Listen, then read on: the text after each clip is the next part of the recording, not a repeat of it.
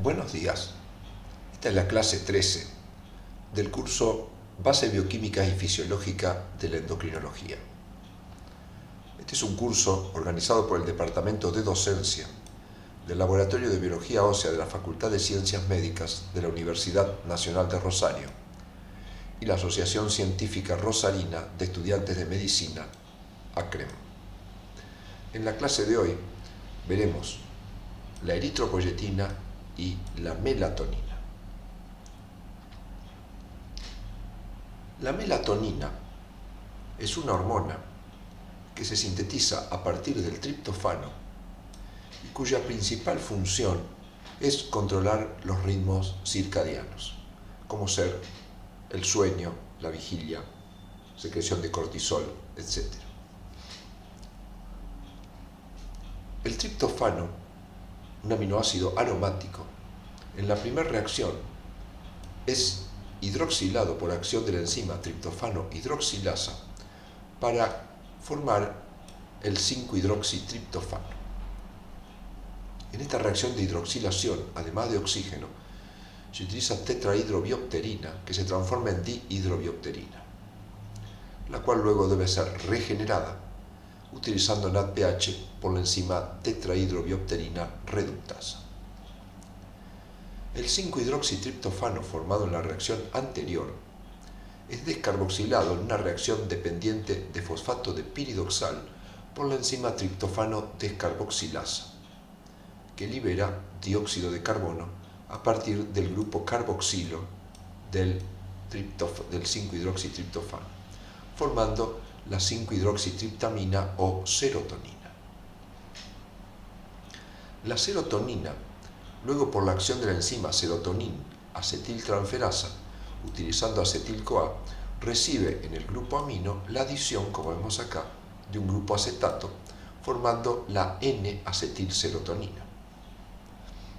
La N-acetilserotonina es el sustrato a partir del cual se forma la melatonina por metilación del oxidrilo que se encuentra en posición 5. Esta reacción es catalizada por la enzima acetilserotonina metiltransferasa o ASMT, que utiliza como dador de metilo el ya conocido S-adenosilmetionina, que tiene un grupo metilo que puede transferir, y en este caso lo hace, al oxidrilo de posición 5, como hemos dicho. En esta reacción se forma la S-adenosil-homocisteína, que debe ser regenerada y para ello se hidroliza generando homocisteína, luego se metila para dar nuevamente la metionina y con el ATP vuelve a dar esa adenosilmetionina. Por supuesto, el ciclo de regeneración es más complejo porque involucra también intermediarios del tetrahidrofolato y el mecanismo de regeneración del ATP a partir de adenosina, pasando por AMP, ADP y ATP. Este mecanismo ya lo hemos visto en procesos de metilación, por ejemplo, cuando se forma la noradrenalina y adrenalina. La melatonina, como dijimos, es una hormona que controla los ritmos circadianos, pero como toda hormona debe ser degradada. Para su degradación tenemos dos mecanismos. Un mecanismo que produce la oxidación, rompiendo el anillo pirrólico y formando el acetil N-formil 5-metoxiquinurenamida, que es una molécula con actividad inmunomoduladora.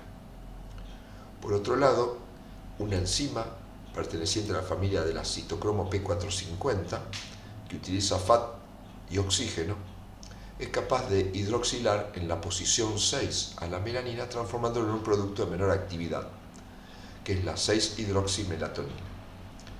Este compuesto luego es conjugado en hígado con ácido glucurónico o sulfato y excretado por vía biliar o urinaria.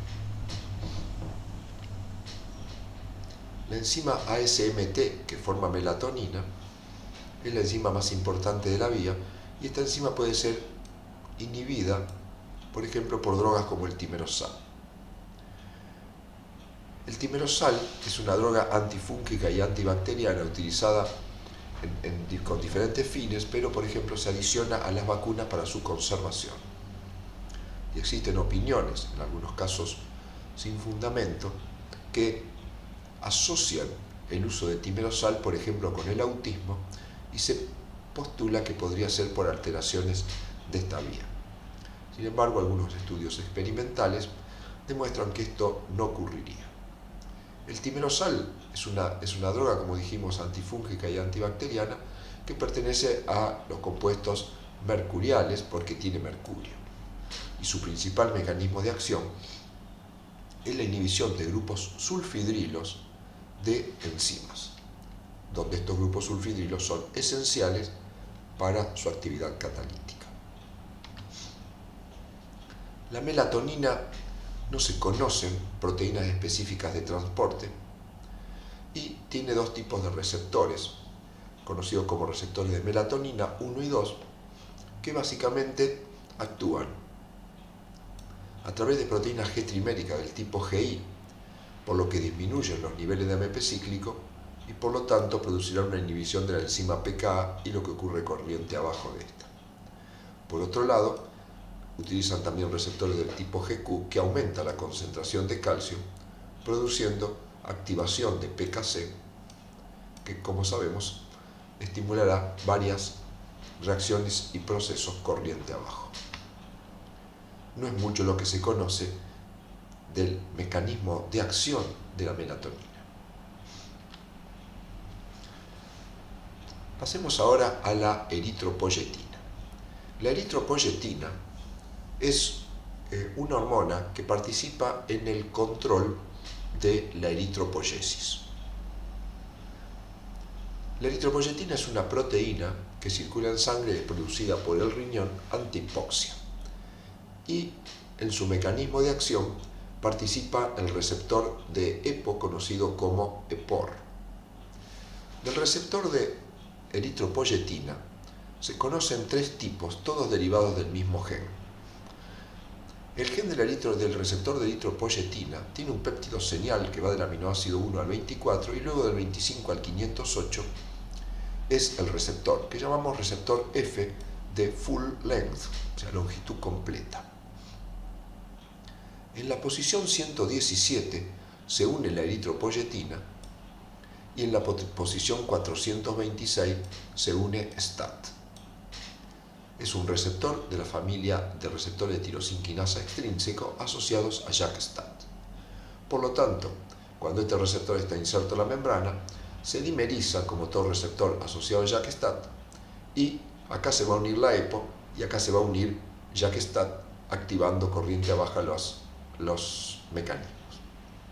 Existen otros receptores cuyos transcriptos se obtienen por splicing alternativo que son el EPOR-T y el EPOR-S. El EPOR-T, como vemos acá, se corta en 328 y no tiene el mecanismo para unión a JAK-STAT. Por lo tanto, este receptor es un receptor inhibidor, porque cuando se una EPO en este punto, no podrá hacer ningún efecto produciendo la inhibición de la EPO. El EPOR-S, o receptor de eritropoyetina soluble, también tiene la unión de EPO, pero no se une a membrana, y por lo tanto se halla soluble y actúa como un receptor señuelo inactivando la EPO. Así en este esquema lo vemos con un poco más de claridad. La eritropoyetina se puede unir al EPOR-F, activando JAK y STAT, que STAT, una vez fosforilado y dimerizado, irá al núcleo, estimulando la síntesis de proteínas que intervienen en la diferenciación del eritroblasto y la producción de glóbulos rojos. Pero EPOR-T no tiene posibilidad de unir STAT y por lo tanto cuando EPO se une acá es un proceso inhibitorio porque consume EPO pero no descarga el proceso. EPOR-S actúa de la misma manera, puede unir EPO pero se encuentra soluble y por lo tanto desvinculado de JAK-STAT. Veamos cómo es el mecanismo de activación de la EPO cuando hay hipoxia. En condiciones de hipoxia se estimula un factor conocido como HIF-1A, que es el factor inducible por hipoxia. Este factor migra al núcleo y se une a elementos de respuesta a hipoxia, produciendo el estímulo de la transcripción de genes como la EPO fundamentalmente, y el receptor de transferrina que capta transferrina que transfiere hierro y la diferenciación de glóbulos rojos. El gen de la EPO, al estar estimulado, producirá mayor transcripción y traducción formando EPO, que al unirse al receptor de POR F activará JAK, y al activar JAK producirá efectos que irán a contrarrestar la hipoxia, es decir, produciendo mayor transporte de oxígeno. Contrariamente, cuando no hay hipoxia y lo que tenemos es normoxia, es decir, la cantidad de oxígeno es suficiente, se activan dos enzimas, la GIF asparragina hidroxilasa y la GIF prolil hidroxilasa.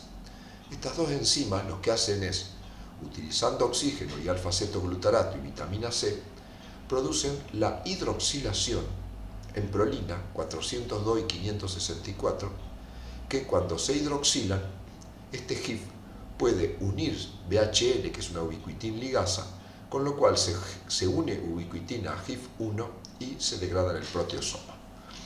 La prolil hidroxilasa lo que hace es hidroxilar prolina, y la GIF asparragina hidroxilasa produce el mismo efecto pero sobre residuos de asparragina. En ambos casos, entonces, la hidroxilación en sectores de GIF conocidos como dominios dependientes de oxígeno hace que esta proteína sea más susceptible a la ubiquitinación e inactivación. Veamos algunas patologías. La falta de expresión del gen de EPO lleva a algunas complicaciones vasculares de la diabetes mellitus tipo 2. O dicho de otra manera, hay una asociación entre las complicaciones de la diabetes mellitus tipo 2 y algunas isoformas del gen de EPO. El déficit de la GIF prolil hidroxilasa impedirá que GIF se inactive y por lo tanto GIF quedará activo para producir mayor EPO y por lo tanto mayor cantidad de glóbulos rojos. Por lo tanto, produce la eritrocitosis familiar 3. Existe otra eritrocitosis, que es la familiar 1, que se caracteriza por una activación constitutiva del receptor de EPO, es decir, que EPO está activado aun cuando no haya, el EPOR está activado aun cuando esté EPO, y por lo tanto tendremos mayor producción de glóbulos rojos y contrarrestación de la hipoxia, con lo cual tendremos un aumento en la diferenciación de glóbulos rojos. La policitemia vera, también, que se caracteriza por un aumento de los glóbulos rojos, se debe a una mutación constitutiva de la proteína JAK, que hace que JAK esté activa, produciendo la diferenciación de glóbulos rojos, aun cuando no esté EPO ni activado EPOR. Veamos ahora cómo son los mecanismos fisiológicos de adaptación a la hipoxia. La hipoxia es normal en lugares, obviamente, de poco oxígeno, y el más común es la altura. En condiciones normales, los seres humanos viven a alturas bajas, donde la presión puede ser 760 milímetros de mercurio y por lo tanto la presión de oxígeno alrededor de 150 milímetros de mercurio. Si uno se dirige a regiones más altas, como podría ser por ejemplo el altiplano argentino, o países como Bolivia o zonas como Ecuador, que tienen alturas más grandes, ahí se produce una disminución de la presión de oxígeno que va a descargar procesos que producen hiperventilación con el fin de conseguir más oxígeno. Esto llevará a un restablecimiento de la presión parcial de oxígeno, pero simultáneamente va a haber más exhalación de dióxido de carbono, con lo cual la presión de dióxido de carbono desciende, llevando a un aumento del pH. El aumento del pH es un estímulo sobre la enzima 2,3-difosfoglicerato sintetasa, que es capaz de transformar el 1,3-difosfoglicerato en 2,3-difosfoglicerato como una vía alternativa, conocida como ciclo de Rapoport, en la vía glucolítica del glóbulo rojo. Al haber mayor 2,3-difosfoglicerato en el glóbulo rojo, esto produce una disminución de la afinidad de la hemoglobina con el oxígeno, con lo cual se libera más oxígeno, habiendo mayor cantidad de oxígeno en los tejidos y contrarrestando el problema de la hipoxia.